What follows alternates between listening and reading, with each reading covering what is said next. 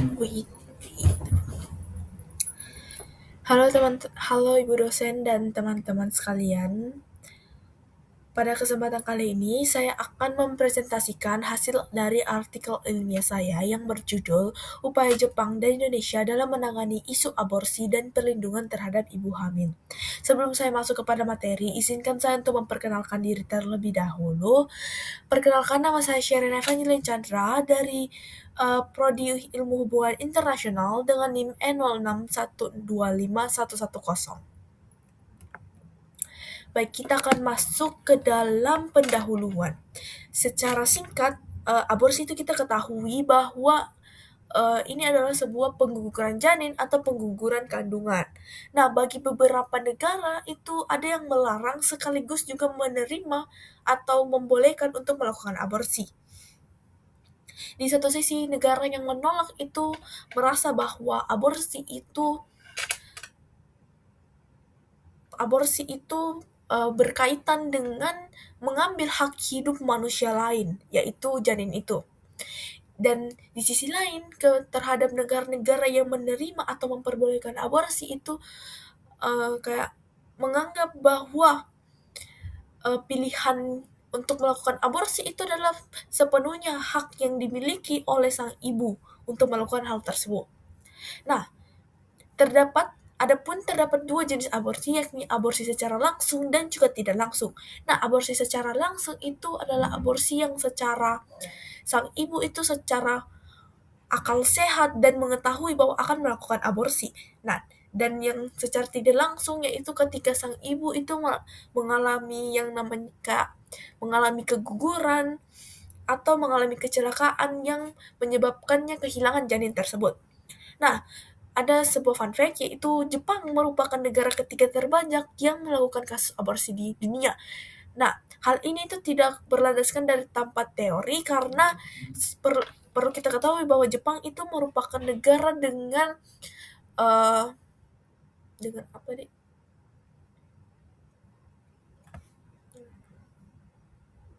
Perlu kita ketahui bahwa Jepang itu adalah negara dengan kasus pergaulan bebas yang sangat banyak. Oke, kita lanjut. Nah, adapun landasan teori yang akan saya bahas pada kesempatan kali ini atau yang akan saya gunakan pada artikel ini, yang pertama yaitu tentunya paradigma liberalisme. Bagi teman-teman yang belum mengetahui apa itu paradigma liberalisme, secara singkat paradigma liberalisme itu melihat bahwa semua orang itu memiliki hak mereka masing-masing dan tidak ada individu lain yang dapat mengatur hak mereka selain diri mereka sendiri. Nah, secara singkatnya paradigma ini melihat bahwa setiap individu itu memiliki haknya masing-masing dan tidak ada orang lain yang dapat mengatur hak mereka selain diri mereka sendiri. Dan yang kedua yaitu adapun konsep teori yang akan diambil pada kesempatan kali ini yaitu konsep teori integritas dan kerjasama internasional. Nah, konsep teori integritas dan kerjasama internasional ini digunakan dalam menganalisis hubungan kerjasama berkelanjutan antara Jepang dan Indonesia dalam menanggulangi masalah ini. Oke, kita masuk ke dalam materi yang pertama yaitu apa sih kebijakan Jepang mengenai aborsi. Nah, di Jepang itu aborsi sebenarnya diperbolehkan, tetapi sangat tidak dianjurkan oleh pemerintah Jepang karena di Jepang itu telah rendahnya angka kelahiran di sana karena generasi-generasi muda di sana menganut paham child free atau tidak bebas anak gitu. Mereka tidak ingin memiliki keturunan. Nah, aborsi di Jepang juga dapat terjadi karena tingginya tingkat pergaulan seperti yang saya katakan tadi di fun fact bahwa Jepang itu uh, merupakan merupakan negara ketiga terbanyak yang melakukan aborsi karena tingginya juga tingkat pergaulan bebas di sana, yang dimana presentasi angka uh, wanita dan pria yang berhubungan badan di Jepang mencapai 50% untuk wanita dan 70% bagi pria yang telah melakukan hubungan badan. Nah, tadi juga telah saya paparkan bahwa aborsi di Jepang itu tidak diperbolehkan oleh pemerintah Jepang dan tidak akan mendapatkan hukuman apapun dari pemerintah Jepang. Namun, hukuman atau sanksi yang akan didapatkan bagi mereka yang melakukan aborsi yaitu yakni dari sanksi sosial, di mana mereka akan mendapatkan sanksi dari masyarakat sekitar dan juga tetangga-tetangga dan bahkan terkadang dari orang tua dan teman-teman mereka. Next. Tadi kita sudah membahas tentang kebijakan Jepang. Selanjutnya kita akan membahas mengenai kebijakan Indonesia. Nah, di Indonesia sendiri aborsi itu sangat dilarang dan ditentang. Karena Indonesia itu merupakan negara dengan sistem norma dan agama yang sangat tinggi. Dan juga merupakan salah satu negara besar yang menganut agama Islam terbesar. Nah, sehingga aborsi ini tidak masuk ke dalam norma-norma yang kita pelajari di Indonesia. Ada Adapun peraturan perundang-undangan yang mengatur tentang mengenai hal aborsi ini, yakni pada peraturan perundang-undangan nomor 1 tahun 2023 pada pasal 463 hingga 465. Terdapat dua pasal yang di dalamnya. Pertama itu bagi perempuan yang secara singkat itu bagi perempuan yang melakukan aborsi secara sengaja itu akan mendapatkan hukuman paling lama 4 tahun di dalam penjara.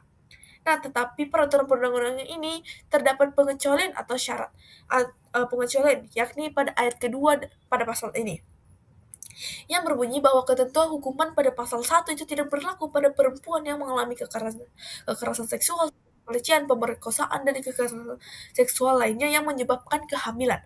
Nah, syarat kedua bagi wanita yang ingin melakukan aborsi yaitu perempuan yang memiliki kondisi gawat medis yang tidak memungkinkan sang ibu untuk melanjutkan kehamilannya. Dan bagi perempuan yang mengalami kekerasan seksual sebelumnya itu paling maksimal angka kehamilan itu belum mencapai 14 minggu. Nah, apa sih kerjasama Indonesia dan Jepang? Nah, bentuk kerjasama antara Jepang dan Indonesia ini dilihat pada kerjasama Indonesia dan Jepang dalam perlindungan ibu dan anak yang dilakukan melalui JICA. JICA ini itu secara singkat itu seperti Japan International Cooperation Agency, yang dimana jika ini memiliki tujuan untuk mendorong pelaksanaan program pembangunan pada tingkat masyarakat lokal di berbagai negara-negara yang sedang berkembang. Dan tentunya disponsori oleh berbagai kemitraan pembangunan di Jepang. Nah,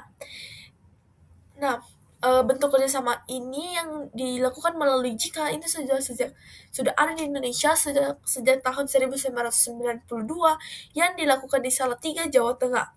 Kolaborasi ini menghasilkan yang pertama yaitu Buku Kesehatan Ibu dan Anak atau KIA pada tahun 1994 sebagai salah satu media edukasi dan pemantauan terhadap kesehatan ibu hamil dan juga anak. Nah, buku KIA ini secara langsung dan secara aktif itu diperbarui setiap 5 tahun sekali untuk memperbarui isinya agar sesuai dengan zaman yang berkembang. Dan buku KIA ini itu telah didistribusikan secara gratis ke 34 provinsi di Indonesia. Selain itu, jika ini juga menyelenggarakan Knowledge Sharing Program atau KSP. Nah, KSP ini melibatkan 30 peserta internasional yang bertujuan untuk 32 peserta internasional dari berbagai negara yang bertujuan untuk meningkatkan kualitas deteksi dini dan pelayanan kesehatan masyarakat terhadap ibu dan anak di berbagai negara. Nah, kerjasama ini berkontribusi pada peningkatan layanan kesehatan serta mendukung upaya penurunan angka kematian pada ibu dan bayi.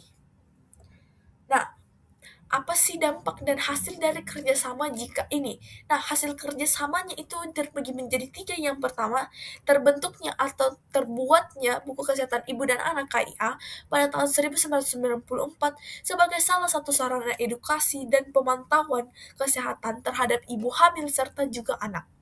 Yang kedua yaitu terselenggaranya Knowledge Sharing Program atau KSP yang meningkatkan kapasitas tenaga kesehatan dan berbagai praktik dalam negeri dalam dalam meningkatkan pelayanan kesehatan bagi ibu dan anak. Dan yang ketiga yaitu penyebaran buku KIA ini ke 34 provinsi di Indonesia secara gratis sehingga dapat diakses oleh masyarakat luas. Nah, adapun dampak kerjasama dari jika ini, yang pertama yaitu meningkatnya kualitas pelayanan kesehatan terhadap ibu dan anak melalui pemantauan kesehatan yang rutin. Yang kedua yaitu membantu mendeteksi dini terhadap masalah kesehatan yang mungkin dapat terjadi kepada ibu hamil dan juga anak, sehingga penanganannya terhadap masalah tersebut itu dapat dilakukan dengan lebih cepat. Yang ketiga yaitu meningkatkan pengetahuan dan juga kesadaran masyarakat mengenai pentingnya kesehatan ibu dan juga anak.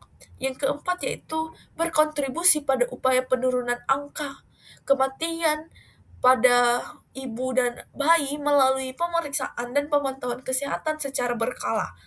Dan yang terakhir yaitu memperkuat hubungan kerjasama antara Indonesia dan Jepang, terkhususnya dalam bidang kesehatan masyarakat. Nah, kita sudah sampai di penghujung presentasi. Adapun kesimpulan yang akan saya bahas yaitu aborsi merupakan isu yang dipandang berbeda oleh setiap negara berdasarkan nilai, budaya, dan kebijakan yang dianut. Jepang itu cenderung memberikan ruang bagi hak individu dalam mengambil keputusan mereka terkait aborsi. Nah, sedangkan Indonesia itu sangat membatasi praktik aborsi melalui aturan hukum dan norma sosial yang berlaku atau yang beredar di masyarakat. Nah, meskipun memiliki perbedaan pandangan dan juga prinsip, kedua negara ini berhasil menjalin kerjasama dalam bidang kesehatan, dalam meningkatkan kesehatan ibu dan anak melalui program-program seperti buku KIA melalui JIKA ini. Nah, kerjasama ini memberikan dampak positif berupa peningkatan kualitas layanan kesehatan, deteksi dini masalah kesehatan ibu dan janin, serta mendukung upaya penurunan angka kematian dari ibu dan bayi. Nah, dengan demikian, kolaborasi Indonesia dan Jepang ini menunjukkan bahwa perbedaan kebijakan itu tidak selalu menghalangi negara-negara untuk dapat bekerja sama untuk mencapai tujuan bersama dalam meningkatkan kesejahteraan penduduk dan masyarakatnya, terkhususnya pada kesempatan kali ini yaitu kesejahteraan ibu dan anak. Baik, sekian yang dapat saya sampaikan pada kesempatan kali ini. Terima kasih telah menonton sampai akhir. Saya Sherena pamit undur diri. Dadah.